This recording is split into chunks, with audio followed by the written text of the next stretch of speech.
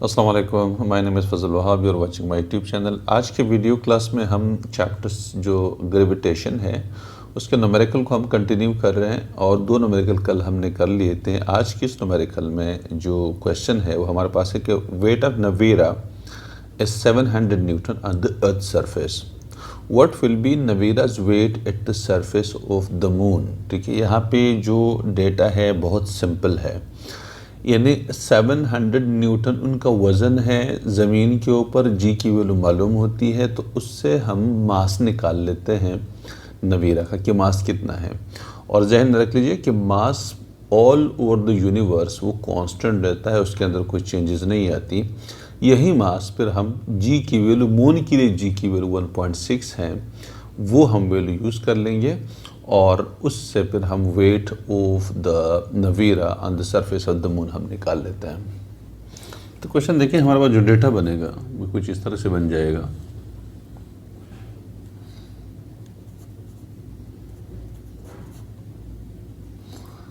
वो यानी जो वेट ऑफ नवीरा है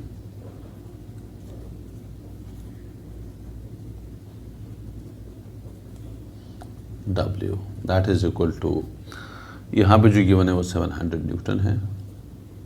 ठीक है, G की वैल्यू GE हम ले लेते हैं, means gravitational acceleration on the earth surface, वो 10 मीटर पर सेकंड स्क्वायर है।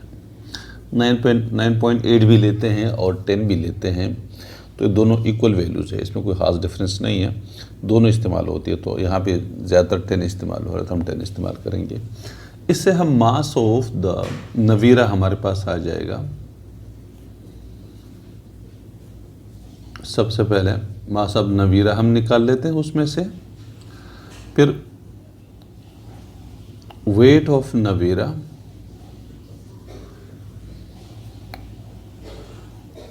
On the surface of moon, the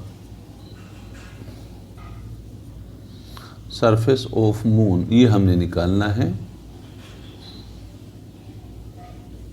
ठीक है, तो सबसे पहले फार्मूला हमारे पास आ रहा है, इसका जो सोल्यूशन होगा वो ये है, कोई लंबा छोड़ा नहीं है, बहुत आसान है। W is equal to mg, तो और m is equal to g इधर आके W से डिवाइड हो जाएगा। तो W कितना है, 700 न्यूटन है और G की वैल्यू 10 है, तो हमारे पास E 0 cancel, 70 kg mass of Navira आ गया हमारे पास। ठीक है, सॉरी वे असल में नज़र नहीं आ रहा था, अब बिल्कुल सिंपल है। W is equal to mg और m is equal to W upon g। W की वैल्यू 700 न्यूटन गिवन है, G की वैल्यू 10 होती है, तो ये कैंसिलेशन हो जाएगी। 70 kg हमारे पास मास ऑफ नवीरा आ गया। अब wait of Navira on the surface of moon, ठीक है, या इसको मैं WM लिख लेता हूँ। W mean wait of Navira on surface of, अच्छा यहाँ पे लिख दीजिएगा डेटा के अंदर कि हमारे पास जो GE है, सॉरी GM है, वो है 1.6, ये आपको पता होना चाहिए। ठीक है, तो वेट ऑफ द मून है आपके पास जो आएगा वो मास of Navira multiplied by GM, gravitational acceleration on the moon. देखिए मास कांस्टेंट रहता है। अब आपने जिस प्लेनेट के ऊपर वज़न निकालना है तो उस प्लेनेट के लिए जी की जो वैल्यू होती है, ग्रेविटेशनल एक्सेलरेशन की जो वैल्यू होती है, वो आपने इस्तेमाल करना है। यानी हम ज़मीन के ऊपर इस्तेमाल करते हैं 10, तो m मास तो कांस्टेंट रहता है हर जगह पे, जी हम ज़मीन वाला इस्तेमाल करेंगे। अगर हमने मून के ऊपर वेट निकालना है तो जो मास है वो तो कांस्टेंट उधर भी वही होगा, लेकिन हम जी की जो वैल्यू है मून के लिए वो हम इस्तेमाल करेंगे।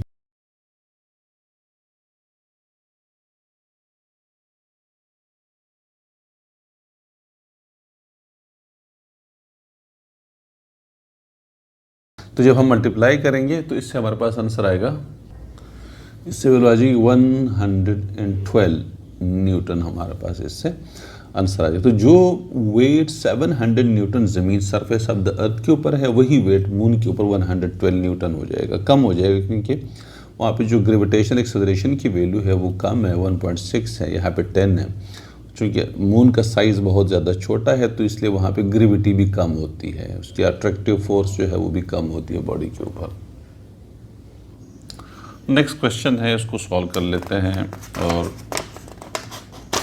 वो क्वेश्चन हमारे पास ये इस तरह से आ रहा है।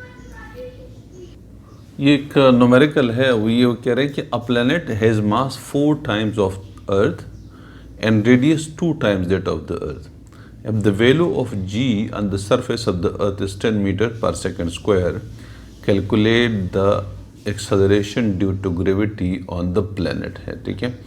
तो इसका जो हमारे पास डेटा बनता है यानी मास 4 times that of the earth है। लेट से उस प्लेनेट को हम x का नाम दे देते हैं और हम उसका ये डेटा कुछ इस तरह से उतार देते हैं कि लेट से जो मास ऑफ द एक्स है mx वो 4 times the mass of the earth है me, ठीक है। एक तो और इसमें जो रेडियस लिखा हुआ है, रेडियस ऑफ दैट प्लैनेट यानी rx जो आपके पास आ रहा है वो 2 times radius of the earth है, ठीक है। ये गिवन है। अच्छा, जी की value surface of the moon की, सरफेस ऑफ द अर्थ के ऊपर हमें पहले से पता ही नहीं, जी जो है वो है 10 मीटर पर सेकंड स्क्वायर। तो हमें क्या करना है, जी एक्स की वैल्यू निकालनी है, ठीक है। ये क्वेश्चन है और इसको हम जब सॉल्व करेंगे, बिल्कुल सिंपल है, मुश्किल नहीं है। थोड़ा सा उसमें कॉम्प्लिकेशन बच्चों के लिए होती है कि यहाँ पे 2 times और 4 times में थोड़ा सा कॉम्प्लिकेट वो कर लेते हैं। और इस तरह से जो जी एक्स की जो वैल्यू हो जाएगी, आप इसको इस तरह से भी कर सकते थे, जी एक्स की वैल्यू जाएगी वो जी और M x upon R x whole square, ये फार्मूला है, ठीक है। अब हम क्या कर लेते हैं कि g अपनी जगह पे एम एक्स की वैल्यू हमारे पास है 4me multiplied by 4me divided by R x की वैल्यू हमारे पास है 2re और ये होल स्क्वायर हो जाएगा, ठीक है। क्योंकि अब स्क्वायर है तो आर एक्स स्क्वायर है तो आर एक्स की वैल्यू स्क्वायर कर देंगे। अब इसको ज़रा सॉल्व कीजिए। ये g अपनी जगह पे मल्टीप्लाइड बाय 4, बल्कि 4 को शुरू में रख लीजिएगा तो GME हो जाएगा, GME अपॉन 2 2 ज़ 4 हो जाएगा और RE स्क्वायर हो जाएगा, ठीक है। अब ये 4 और 4 आपस में कैंसिल हो रहे हैं और आपके पास वैल्यू आ रही है GME अपॉन RE स्क्वायर। अब ये वैल्यू क्या है, ये G की वैल्यू है, GE की वैल्यू है, क्योंकि देखिए GE इज इक्वल टू, ये जो GE की वैल्यू यहाँ पे गिवन है, GE is equal to GME upon RE square, ठीक है।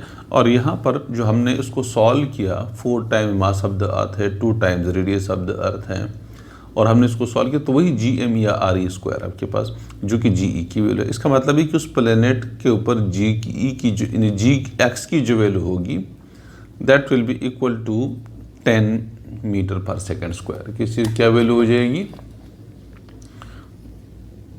10 मीटर पर सेकेंड स्क्वायर, ठीक है। तो ये असल में एक तरफ मास 4 times हो गया तो मास के साथ उसका रेडियस भी बढ़ रहा है। तो मास अगर बढ़ रहा होता है तो उसका रेडियस भी बढ़ रहा है और रेडियस बढ़ने की वजह से उसके ऊपर रेडियस जो है, जो उसके ऊपर जी की वैल्यू पर रेडियस, यानी मास बढ़ने से जी की वैल्यू बढ़ती है लेकिन रेडियस बढ़ने से जी की वैल्यू फिर कम हो जाती है दैट सरफेस, क्योंकि आप सेंटर से आपका जो फासला है वो बढ़ता जा रहा है और बढ़ने की वजह से जी की जो वैल्यू कम हो जाती है।